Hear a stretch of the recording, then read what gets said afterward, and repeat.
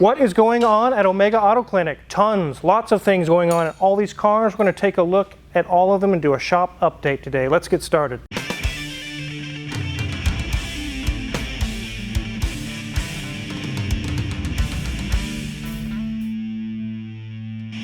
having fun under there, Grimes? A little bit. He's actually removing the water pump from this 1990 Lotus Esprit. And if you recall in the Audi video I just did, it had the same problem as it did. The customer went to drive it here to get services done on their vehicle, and just at that exact moment, the fuel pump refused to work. And it was locked up tighter than a drum, just like the Audi was. Grimes actually got a new fuel pump installed. It runs now, but it makes weird noises because the water pump is literally failing really bad on this thing. We need to road test it. We need to get a full list of what all needs to be done to this car, but we can't get to that point until we make it safe to road test without grenading a whole bunch of things and tearing it up. So I'll let you have fun with that. I already know from experience it's not fun at all. So have fun, Gizmo. Speaking of Gizmo, we'll take a look at this Bentley here in a minute. He has knocked it out of the park on finding out what's wrong with that. But let's head on over to the Audi first.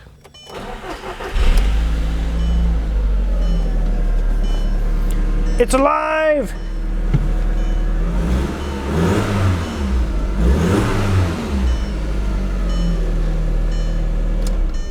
This is the 2006 Audi TT you guys just saw a video on when we found out that the fuel pump was locked up and it would not start. Danielson's actually been working on it. He got the new pump installed. We're actually pretty much done with it. We did all the things we talked about in the previous video, but the owner of this car watched that video and there were some things he was going to put off to a future date and take care of them then. But after he saw the tires and saw some things going on with his car, he said, you know what? Let's just do it all. I've seen what you're talking about now and I really just want to get it all done. So we got phase one of this car done. We're waiting on some new wheels, new tires the customer is going to send. And we're going to continue on with phase two. So for now, it'll sit in the background while we wait for the customer to go ahead and get those things sent to us. We're also going to upgrade the brakes to slotted rotors and some new pads. So this may be a case where we actually get some of the money up front or get some of the bill paid. Usually when a job gets over $5,000 or more dollars, or we get close to half or the value of the whole car, I typically will require half of the money up front, and most shops will do that for their cars because there's two reasons.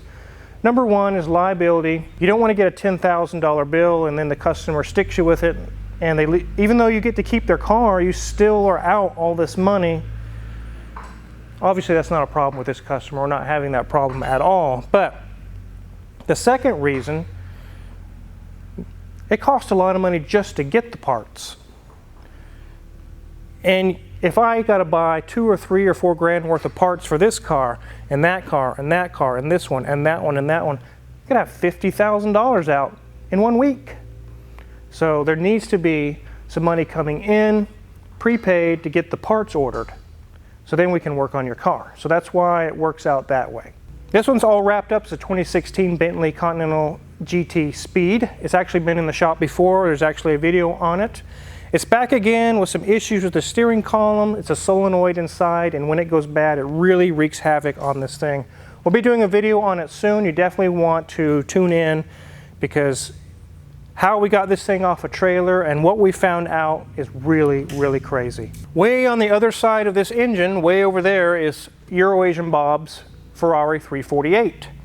You guys have probably seen it in the background in some of Hoovie's videos already. The engine is out getting its major service. We've just been waiting on parts and they finally arrived. We have a box full of timing belts and fuel filters and water pumps, all kinds of stuff. So we can go ahead and get this thing cleaned up and start reassembling it.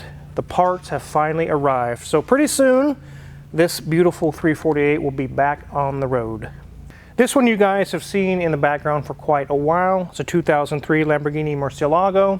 It's actually owned by Leo. You guys have seen him in videos in the past. He knew when he brought it here, it's going to be here for a long, long time. A lot of the things he was wanting done with it were You have to take stuff off, send it off to be rebuilt or refinished, and that can take 4 to 6 weeks. Until the part arrives back, there's literally nothing you can do but twiddle your thumbs. So there's a lot of waiting on this, but we have received the headlamps back. They were refinished, and I'll show you one. Here you can see it looks brand new. It was hazy, kind of had a gray haze to this whole thing, which is a common thing on the Murciélagos actually. But it is crystal clear now. He sent it to someone in Wichita that he trusted and was able to disassemble this thing, clean it all out, and reseal it. These things are like $8 per headlight, not for the pair, per headlight. So I definitely told him that's not something we do here. You need to send it to someone that really specializes in these types of projects, and they knocked it out of the park. Very, very good job there. It takes a long time to do these kinds of projects. When we had the headlights removed and sent off to the guy that's going to refinish them, we actually met him at a car show in Wichita, and he actually was apologizing. He said, I know it's been a long time, but he said, I have to be in the right frame of mind, uninterrupted by anyone, before I can take on this type of thing. I need to do it perfect. I told him, take all the time you need, because we can wait. We just don't want to buy a new set of $16,000 worth of headlights. So I'm happy to wait. So that's the name of the game on this Lamborghini, is wait, wait, and wait. In the military, there's the old term, hurry up and wait. That's basically what we're doing here. We're also waiting on Leo to bring by some motors for the mirrors, and once we get those, we will be able to reassemble the interior, put it all back together, and then this thing will be gone. This one's actually getting ready to leave. It's done. You guys have actually seen it in a video where the customer had it shipped and then they lost the truck. They actually damaged it and repairs had to be done, and it was quite an ordeal just to get it here. We had the dash out. Actually, Grimes went through and we did all the actuators and the evaporator core, the heater core, literally thousands of dollars worth of work, and it's all done, and it's waiting right here by the door, ready to go. Actually, tomorrow it's leaving. It's going back home. This one here is an 08 Honda Odyssey van. We're not going to be doing a video on it. It just came in for the AC not working.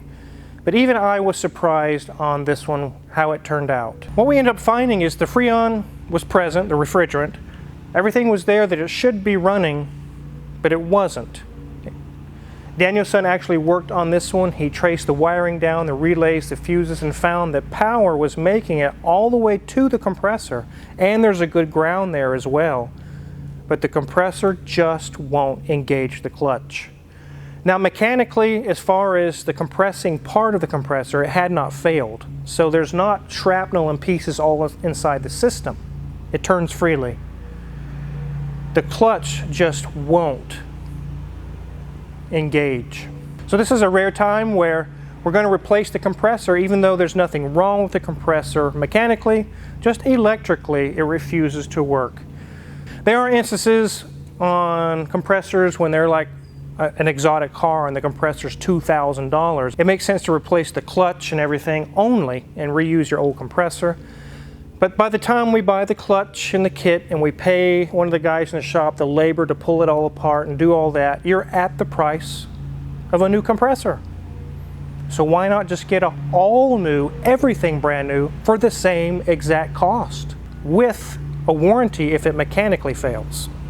Because if we just replace the clutch and 3 months down the road the mechanical parts of the compressor fail, zero warranty, start all over. One thing that really shocked me is that even with just the compressor being replaced, we're going to be over $1,000.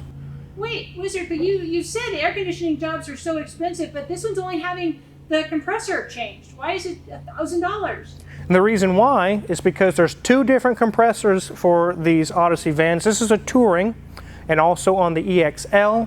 You got a feature in the engine called VCS, which is variable cylinder system or something like that. It's like active fuel management with General Motors, or multi-displacement system with Chrysler vehicles where they can shut off cylinders. That's basically what it has. It has this feature. And if it does have that feature, you don't get to get the cheaper AC compressor. You buy the more expensive one because it's specifically for this model with this VCS system. And then the book time is a little over 4 hours. So you add all that up and the refrigerant, it's expensive. Even though the compressor is a little bit more expensive, it's still not thousands of dollars for a new compressor. And it still makes sense to just start from scratch with an all-new compressor. That way they're good to go for a long time, not just 6 months or a year and then the rest of it fails. That's a waste of money. And like I just mentioned, because it didn't grenade and send pieces all inside the system, that means we don't have to do the condenser, the expansion valve, and all these different parts and pieces, the receiver dryer. We can reuse all those components because they're still clean and nice and debris free inside. This one you guys have seen on Hoovie's Garage. This says HHR. It says Ohlmeyer's Cocktails. Kind of a weird throw to our friend Bill Ohlmeyer, who has the Alfa Romeo Milano and also has the Lotus S4S Esprit Turbo. And I just feel like this one, it brought something with it. I don't know. I was looking around, looking at the wheels, looking at the tires, and it just, I don't know, something feels off about this one. But we're going to be doing some work on this with the front suspension and maybe a tune, just like was mentioned on the video that Tyler put out. This one's all done. We did a video on this one as well. $4,000 was the bill, and they're totally happy with it. And now they can drive this thing without leaking all over the place, and everything else is taken care of it, and they'll get many more miles out of it without having to go in debt on a brand new car. Over there you see an 06 S-Class, S350. This is the V6. This is not a V8, it's not a diesel, it's not anything else, not a V12 S600 or anything. It is actually a smaller V6. It's just here for a vibration, and Grimes is actually checking it out, and he's found out kind of a list of everything that needs to be done to it, so we're going to be jumping into that very soon. So it kind of feels like we're doing storage for Leo. This is also his Corvette. We've done videos on it before. It's been in his family since it was brand new. It's almost done. Just a couple small items, and it'll be out of here as well. And then over here we have the car from the movie Up. You guys remember the balloons that carries the house away? No, that's not what it is. But anyways, that's for in the future. We were running it. It's cooled down, but there's still just a little bit of heat left, enough to make it look like a balloon. Kind of funny. On to the next. This is the Citroen. It's actually running and driving. There's just a steering rack leak and a couple small things. Actually, Danielson's been working on it. He took the carburetor off and cleaned it up and got it running a lot better. I'm not sure what I'm going to do with this one once we finalize everything and get it done, but I'll have to see when that time comes. The 308 is back from Jared. It's actually running and driving great. Thanks to Holly again for supplying everything that was involved with the fuel injection conversion. We just haven't had time to really do anything with either of these because we've been so busy in the shop. And this one up here, I'm undecided even what I want to do to it. It's been sitting so long. What do you guys think that I should do with this Malibu? Let me know in the comments. So that's pretty much where we're at with all these cars and kind of the story behind why they're here, what's broken on them, and what's to be expected going forward. Many of you have projects at home you're working on, and you've got it apart, you've got 2 or 3 or 4 items you're working on, and kind of in the back of a mind, you can remember exactly what you're doing. But can you imagine having 8, 10, or 12 items on each and all of these cars and trying to keep track of all that? It's kind of when we do a shop update, kind of to help with remembering why they're here, what's all going on, and let you guys know exactly what you see in the background. Mrs. Wizard's been busy in the Wonder Lodge. In the interior, you definitely want to head over to her channel, which is in the description below. There's a link. She shows a lot of what she's done inside of there and what she's found. I'm currently working on getting more parts for it so we can continue on getting it roadworthy.